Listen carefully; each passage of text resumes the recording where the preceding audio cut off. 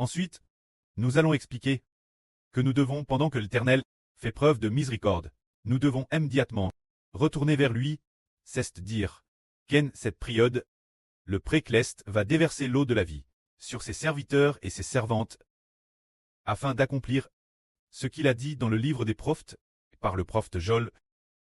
Jéhovah répandra son esprit sur ses serviteurs et ses servantes, c'est-à-dire que dans le livre du prophète Joël, il est prophétisé une grande invasion de sauterelles, c'est-à-dire la prophétie d'une TRS grave flot de sauterelles. Après la fin des sauterelles, Dieu va progressivement répandre le Saint-Esprit de l'eau de la vie sur son peuple. Alors le livre de Joël prophétise qu'il y aura un flot de sauterelles. Ce flot de sauterelles, l'avons-nous dit JVCU? En fait, nous l'avons dit JVCU, c'est juste que les frères et sœurs, INREC ont peut-être pas fait attention. Au tout début de la pandémie, en 2019, il y a eu une TRS grave invasion de criquets plairins. Cette invasion de criquets plairins, ce qui est étonnant, c'est qu'elle s'est produite en Inde et au Pakistan. C'est ce que la Bible prophétise. Il y aura un TRS grave flot de sauterelles. Et après cela, après ces graves sauterelles, Dieu va, l'Esprit de Dieu, répandre progressivement sur ses serviteurs. En 2019 et 2020, les sauterelles qui sont apparues en Inde et au Pakistan sont appelées criquets plairins.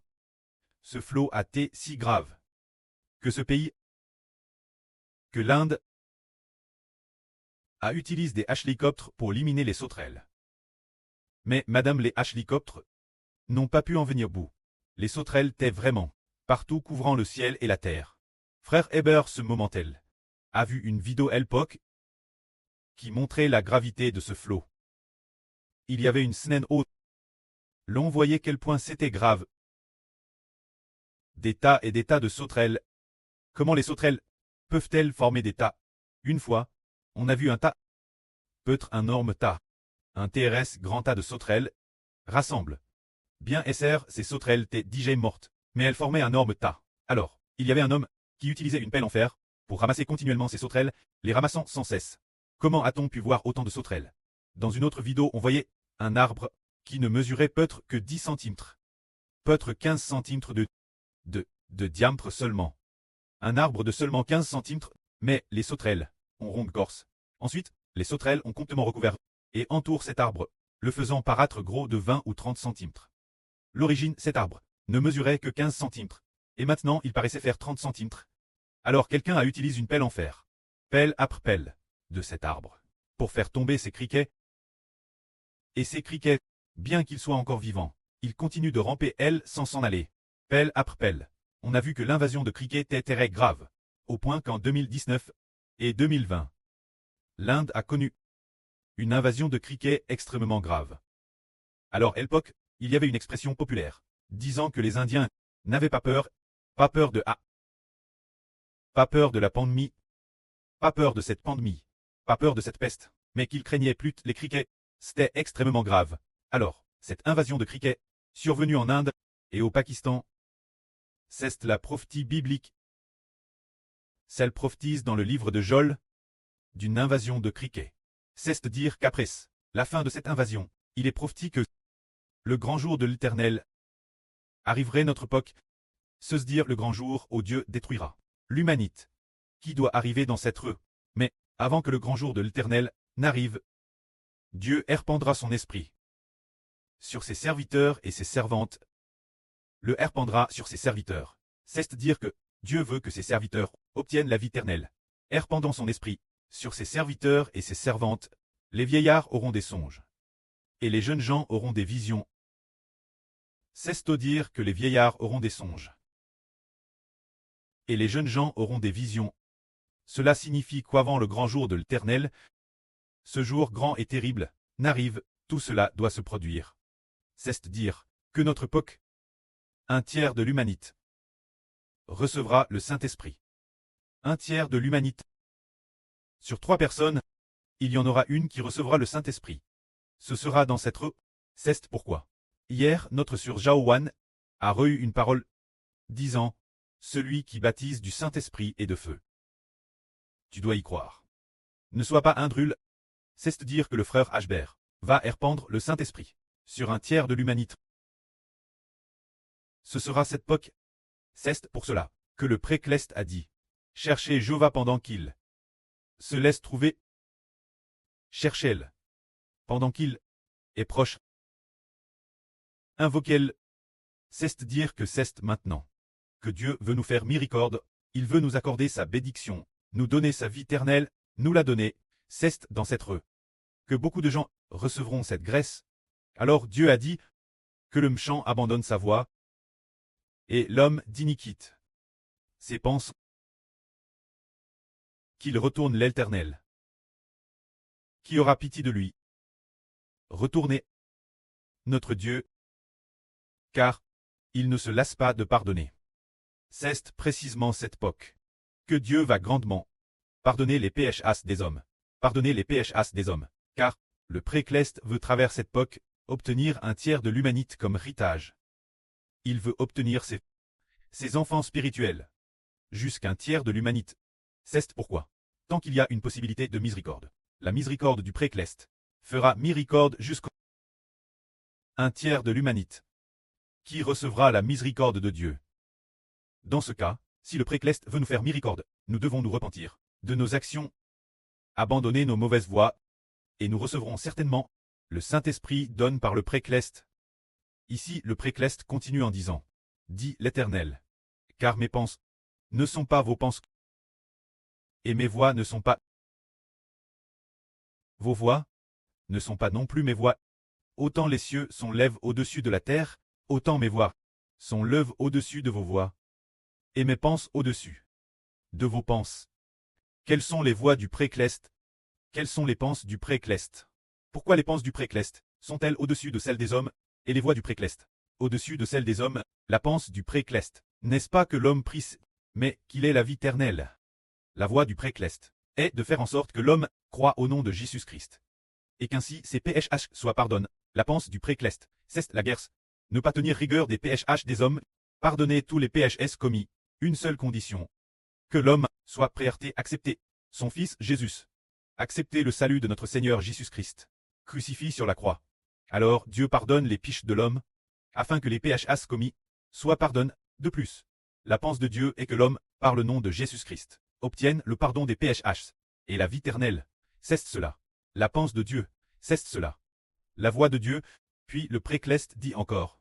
Comme la pluie et la neige descendent des cieux et n'y retournent pas, sans avoir arrosé la terre, sondé et fait germer les plantes, donne de la semence au semeur, et du pain celui qui mange. Le précleste dit, la pluie et la neige descendent du ciel, pour arroser la terre, afin que la terre, après avoir été baigne par la pluie, permette ceux qui veulent semer, d'avoir de la nourriture, et ceux qui veulent manger, d'avoir du pain. Ainsi Dieu utilise cette métaphore pour illustrer son salut. Il dit aussi ceci. Ainsi, la parole qui sort de ma bouche ne retourne pas, moi, sans effet, sans avoir exclu ma volonté, et accomplit mes desseins, dans la mission que je lui ai confiée. Elle réussira. Alors, quelle parole du précleste réussira-t-elle certainement? Le précleste dit, la pluie et la neige descendent des cieux, pour arroser la terre, et apporter des bénédictions l'homme, pour que l'homme, après avoir été arrosé, fasse pousser les plantes, fasse grandir les récoltes, pour avoir de la nourriture mangée, et recevoir des bénédictions. Ainsi, la parole de Dieu descend du ciel, depuis les cieux au-delà de l'univers, descend sur la terre. Alors quelle parole de Dieu va s'accomplir? Quelle œuvre de Dieu? C'est la parole du salut de Dieu. La parole de l'Éternel le précleste. C'est le salut, c'est dire l'humanité. Je pardonnerai les péchés de toute l'humanité en je vais par mon Fils, qui donne sa vie, pour expier vos péchés. Pardonnez vos péchés. C'est dire que le précleste veut pardonner les péchés des hommes, afin que l'homme puisse obtenir la vie éternelle. Cette parole va s'accomplir en ceux qui croient. C'est pourquoi le précleste veut accomplir sa volonté.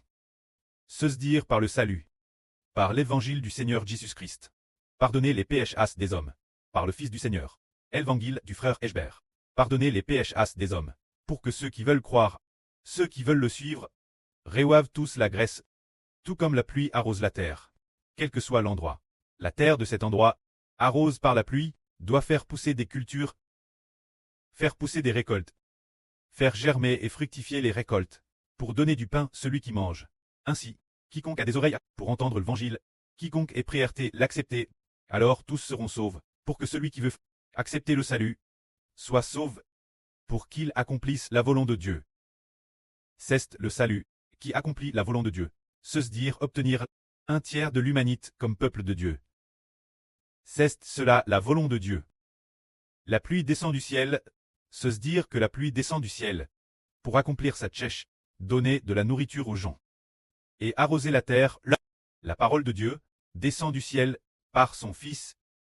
Le frère Ashbert prêchant la vraie, c'est pour obtenir un tiers de l'humanité, pour en faire le peuple lu de Dieu, afin de compenser le tiers des anges du ciel, qui se sont révoltés. C'est cela de Dieu, le salut venu du ciel, qui accomplit sa volonté. Alors le précleste dit, la parole que je prononce ne retourne pas sans effet vers moi, mais elle accomplira ce qui fait mon plaisir, et exécutera ce pourquoi je l'ai envoyé. Elle prospérera certainement. Oui, vous sortirez avec joie. Et vous serez conduits en paix. Les montagnes et les collines clatteront en cris de joie devant vous. Et tous les arbres de la campagne battront des mains. Au lieu de l'épine se lèvera le cypris, au lieu de la ronce, le myrte se lèvera. Au lieu de la ronce, ce sera pour Jovaoun non. Un signe éternel qui ne sera pas détruit. Alors le précleste donne une parabole en disant, le cyprès es verra. Au lieu de l'épine est une préfiguration qui symbolise les méchants. Le cyprès représente les bons, symbolisant les bons. Le myrte représente les bons. La ronce représente les méchants. Il est dit que le cypris s'élevera. Au lieu de la ronce, le myrte es verra. Au lieu de l'épine, c'est dire que le salut de Dieu fera en sorte que ceux qui l'origine étaient comme des pines et des ronces, qui étaient de mauvaises personnes, des gens méchants. L'origine, ils étaient méchants, mais quand le salut de Dieu vient sur eux, ils deviennent de bonnes personnes. C'est comme si l'on disait, eh bien, cette personne, cet endroit, qui ne produisait l'origine que des pines et des ronces, Y voit pousser des myrtes et des cypris. C'est dire que l'origine nous, sans la parole de Dieu, le salut de Dieu, avant qu'il ne vienne nous. Le précleste Yahv, évangile de son Fils, avant qu'il ne vienne nous. Nous tions comme des pines, de mauvaises personnes comme des pines, commettant beaucoup de mauvaises actions. Mais le salut du Seigneur Christ, évangile du Seigneur, avant qu'il n'arrive, et après, eh bien, nous sommes devenus une nouvelle création, devenant comme des cyprès et des myrtes, de bonnes personnes. Cela accomplit exactement ce que Dieu a dit. Le cyprès élevera au lieu, crottera au lieu de l'épine, le myrte crottera au lieu de la ronce. Tout cela est pour le nom de Dieu, afin qu'il soit glorifié. C'est-à-dire que toute l'humanité est comme des méchants, tous des pécheurs, tout comme les pines et les ronces. Mais la parole de Dieu est descendue du ciel, par ce qui est appelé le soleil, jour et nuit, parce qu'elle fait entendre sa voix. Il y a beaucoup de gens qui étaient l'origine des pines et des ronces, mais qui ont reçu la semence d'une vie nouvelle, ont reçu la semence du myrte, ont reçu la semence du cyprès, et ont grandi en cypris et en myrte. Ce qui signifie que ceux qui étaient l'origine des esprits pécheurs, qui commettaient toutes sortes de méfaits, les enfants du pire des pécheurs, faisant beaucoup de mal, des personnes de grands péchés, mais, parce qu'ils ont accepté le salut, finalement, ceux qui étaient de grands pécheurs, sont devenus des personnes justes et bonnes, devenant du peuple de Dieu et de Christ. C'est ce que Dieu veut dire quand il dit que ses pensées sont au-dessus des pensées de l'homme, que ses voies sont au-dessus des voies de l'homme, les voies de Dieu, les pensées de Dieu, c'est par l'évangile, par le salut, pour changer les gens, devenir une nouvelle création, devenir quelqu'un de l'Esprit Saint. L'origine, l'homme, est un pécheur, mais un tiers des gens ont entendu le salut, sont devenus des personnes justes. C'est le chemin de Dieu, ce sont les pensées de Dieu. Que la gloire soit auprès et au Seigneur. Amen.